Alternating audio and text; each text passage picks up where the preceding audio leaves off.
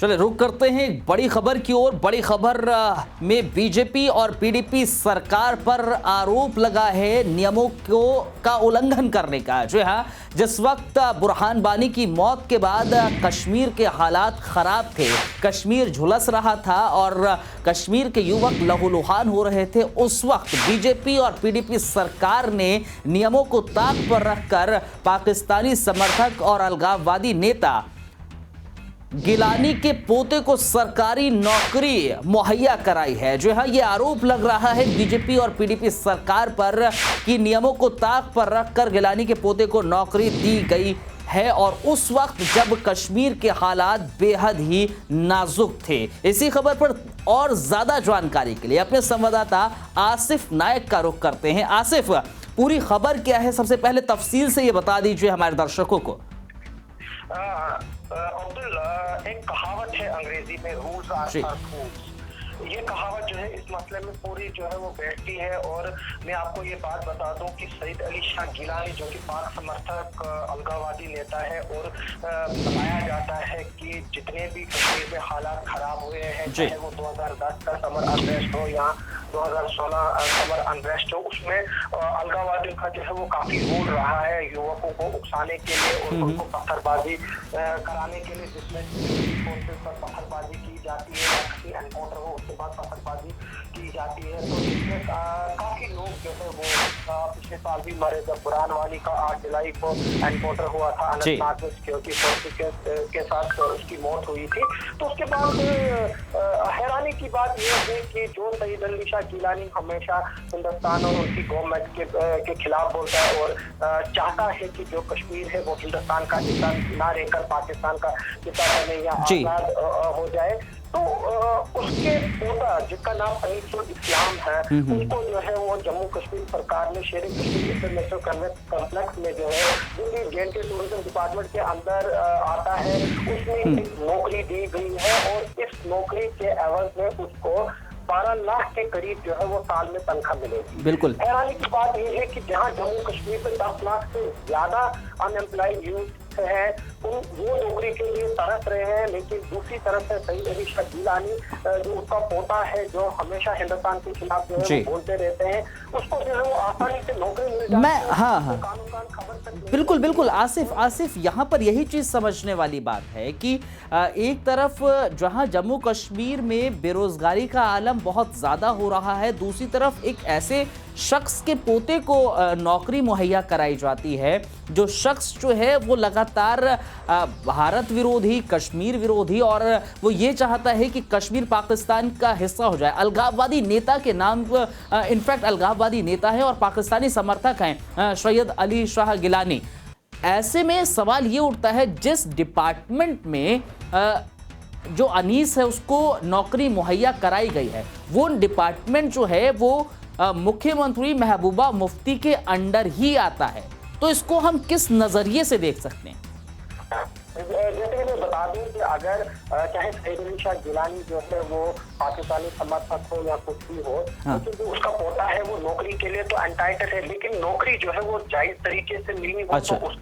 उसको जो है वो सही ठहराया जा सकता है, क्योंकि वो भी जो है वो हिंदुस्तान का एक नागरिक है। लेकिन यहाँ पर जितने भी रूल्स एंड रेगुलेशन जो है उनको ताक पे रखा गया है। मैं आपको अनीस के बारे में ये बता दूं कि अनीस ने MBA जलंधर पंजाब से किया है और उसको 2009 में CID डिपार्टमेंट में पासपोर्ट देने से बिल्कुल हाँ। मतलब है कि अनीस का ट्रैक रिकॉर्ड जो है सिक्योरिटी एजेंसीज के पास जो है वो ठीक नहीं है, लेकिन हालांकि इसको बाद में हाईकोर्ट के दखल के बाद जो है उसको पासपोर्ट मिला था। लेकिन ये सिर्फ सईद अली शाह गिलानी की बात नहीं है जो दूसरे लोगों को उकसाते हैं। अगर उनके बाकी खानदान के लोगों की बात की जाए, उसकी बेटी सऊदी अरबिया में सेटल्ड है, उसके जो बाकी रिश्तेदार है वो फॉरेन में सेटल्ड है। इसके अलावा नहीं देखिए यहाँ दो चीजें समझने वाली है जो आप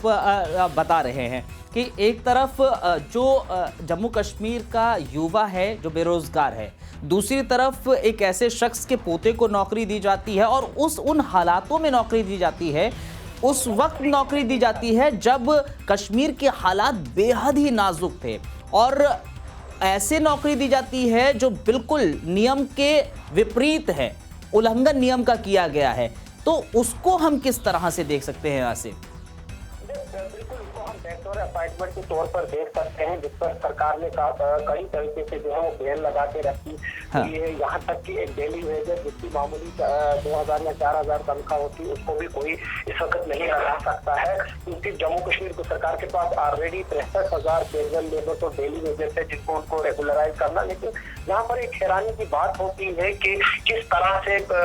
जो सईद अली शाह गिलानी जो कश्मीर के जो लोग हैं उनके सामने एक हीरो बना हुआ है कि उसने अपनी जिंदगी को त्याग करके जो है वो कश्मीरियों के इशू को आगे लिया हुआ है। लेकिन मैं आपको एक बात बताऊं कि इस आड़ में कहीं ना कहीं सईद अली शाह गिलानी ने अपने असर रसूख का गलत इस्तेमाल करके अपने पोते को जो है वो नौकरी दिलाई, जिसमें युवक जो स्टेट के उनको काफी रोष है। अगर मैं देख रहा हूँ इस वक्त सोशल मीडिया पे जो है वो काफी रिएक्शन आ रहे हैं। इसमें एक लड़का है वो लिखता है कि मेरा कजिन ब्रदर जो है वो मारा गया इस 2016 अनरेस्ट में, उसकी डेड बॉडी जो है वो कंधों पर लाई गई, वो अपने खानदान का इकलौता कमाने वाला था, लेकिन सरकार ने उसको अभी तक नौकरी नहीं दी। लेकिन सईद अली शाह गिलानी जो कि इस वक्त नौजवानों को मजबूर करता है पत्थरबाजी पर और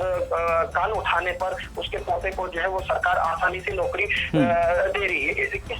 इससे ये बात साबित होती है कि जो कश्मीर के लोग हैं वो अब हालांकि खुलकर पूरी तरह सामने नहीं आ रहे, क्योंकि इस वक्त वहाँ पर मिलिटेंसी थ्रेट भी है और बंदूक का डर भी है। लोग जो है वो खुलकर नहीं बोलते, लेकिन कहीं ना कहीं दबी हुई आवाज में हम देख रहे हैं कई मीडिया वाले, कई सोशल एक्टिविस्ट और कई जो ह्यूमन राइट एक्टिविस्ट है वो इस वक्त इस पर तबसरा कर रहे हैं और सरकार को कहीं ना कहीं जो है वो कटहरे में खड़ा कर रहे हैं कि जहाँ पर एक तरफ से 10 लाख नौजवान जो है वो बेरोजगार है और दूसरी तरफ गिलानी जैसे जो लीडर है उसको जो है वो नौकरी दे रहे हैं उसके पोते को। मैं बता दूं तो यही सिर्फ नहीं है, 500 करोड़ से ज्यादा जो है वो पिछले चंद सालों में गवर्नमेंट ऑफ इंडिया ने सेपरेटिस्ट की सिक्योरिटी और उनके रहने और उनकी ट्रैवलिंग पे जो है वो खर्च किया है। तो कुल मिलाकर अगर हम देखें कि इसमें एक बात साबित होती है कि एक और मैं फ्रेज लगाऊंगा कि जो लोग मरे, जो लोग जख्मी हुए उनको चिल्ड्रन ऑफ लेसर गॉड कहा जा सकता है। नहीं, देखिए ठीक है, मैं इसको आगे बढ़ाना चाहता हूँ। इसमें एक और चीज ये है कि सैयद आशा इंद्रावी जो कि एक और अलगाववादी नेता है, एक औरत है, वो अपनी वो दुक्तराने मिल्लत चलाती है, उसका बेटा मोहम्मद बिन कासिम इस वक्त इंडोनेशिया में जो है वो पढ़ाई कर रहा है, जबकि बाकी जो कश्मीर के बच्चे हैं वो कश्मीर में मौजूद है। तो कुल मिलाकर अगर देखा जाए तो उस पढ़ाई पे कितना खर्चा होता है, वो कहाँ से आता है, जबकि उसका जो लड़का इस वक्त इंडोनेशिया में पढ़ रहा है उसका इस वक्त जेल में है। आसिफ यहाँ एक और चीज देखते हैं कि अलगाववादी जो है कहीं ना कहीं तरह से उनको बेच के खा रहे हैं। तो अब यहाँ एक चीज समझने वाली है आसिफ, जो भी मसले हो रहे हैं यहाँ पर, अब जिस तरह से गिलानी के पोते को नौकरी मुहैया की गई है, अब अगर हम इस पूरे मसले को शुरुआत से और अब तक नज़र डालते हैं तो यहाँ पर खामी सरकार की नज़र आ रही है। दोषी अब कौन हो सकता है, किसके ऊपर अब हम बात कर सकते हैं कि हाँ इसमें इसकी गलती है? दोनों पे गलती जो है वो जाहिर होती है। सरकार एक तरफ से कई पोस्टें पड़ी हुई है पब्लिक सर्विस कमीशन में या सर्विस सिलेक्शन बोर्ड में, तकरीबन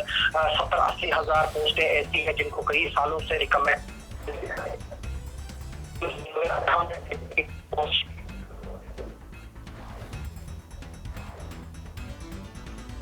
आसिफ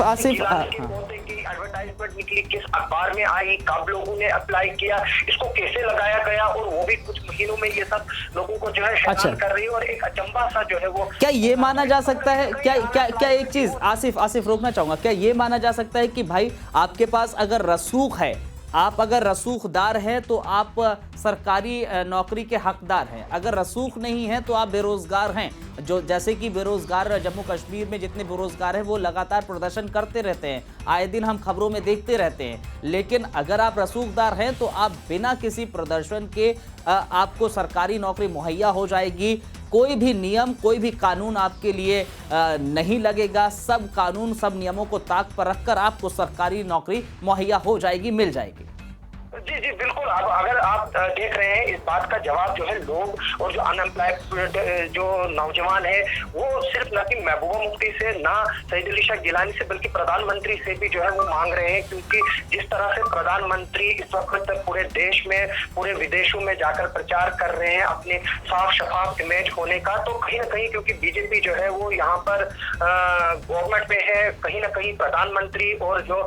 बीजेपी के नेशनल प्रेसिडेंट है अमित शाह, उनको भी जो है वो जवाब देना पड़ेगा। लेकिन साथ में सईद अली शाह गिलानी जो है इस वक्त पूरे घेरे के बीच में आ चुका है और लोग उससे पूछ रहे हैं कि जब तुम लोग हमारे नौजवानों को बहकाकर उनको प्रोटेस्टों में भेजते हो, उनको पढ़ाई के लिए भेजते हो, तो अपने बेटे को उसी अंदाज में जो है नौकरी के लिए भेजते हो। मैं आपको एक और बात बता दूं, जब पिछली बार स्कूल बंद थे, जलाए गए थे, स्कूल एग्जाम हुआ था, वहां पर बाइकाट काल दी गई थी हर चीज की, लेकिन गिलानी साहब की जो पोती थी वो साफ शफाफ तौर पर जो है वो अपना एग्जाम देने के लिए गई थी, जबकि बाकी स्टूडेंट थे उनको जो है वो सिक्योरिटी कंसर्न था। साथ में ये भी मैं बताना चाहता हूँ कि जिस वक्त ये अपॉइंटमेंट हुई है उस वक्त कश्मीर में एजुटेशन, बुरहान वानी की जो समर एजुटेशन करने के बाद जो है वो पीक पर थी। इस नौकरी के लगने के बाद अचानक वो एजुटेशन जो है वो खत्म हो गई। इससे ये जाहिर होता है कहीं सरकार के बीच में और गिलानी के बीच में जो है वो कंप्रोमाइज हुआ और जो समर 2016 का अनरेस्ट है उसको जो है किसी तरह से खत्म किया। चलिए बहुत बहुत शुक्रिया आसिफ तमाम जानकारी साझा करने के लिए। लेकिन कुल मिलाकर ये माना जा सकता है कि जिस तरह से उस वक्त नौकरी गिलानी के पोते को मिली, जिस वक्त कश्मीर की हालत बेहद ही पेचीदा थे, कश्मीर जल रहा था, झुलस रहा था, युवक लहूलुहान हो रहे थे, और उस वक्त बीजेपी और पीडीपी वाली सरकार ने गिलानी के पोते को नौकरी मुहैया कराई, वो भी जो नियम हैं उनको बिल्कुल ताक पर रख के। इस बात से एक चीज़ जाहिर हो जाती है कि कहीं ना कहीं रसूख का खेल यहाँ देखने को मिला। जिस तरह से हमारे संवाददाता आसिफ ने भी बताया कि कहीं ना कहीं ये भी माना जा रहा है कि जो उस वक्त हो रहा था बुरहान वानी की मौत के बाद जिस तरह के हालात थे कश्मीर में, और जब गिलानी के पोते को नौकरी मिली और उसके बाद वो हालात थम गए, कहीं ना कहीं बीच सरकार और गिलानी के बीच कुछ ना कुछ चल रहा था। लेकिन इस सिलसिले में ज़रूर आगे इस खबर पर हम बने रहेंगे, नज़र हमारी बनी रहेगी और आप बने रहिए वक्त इंडिया के साथ। नमस्कार।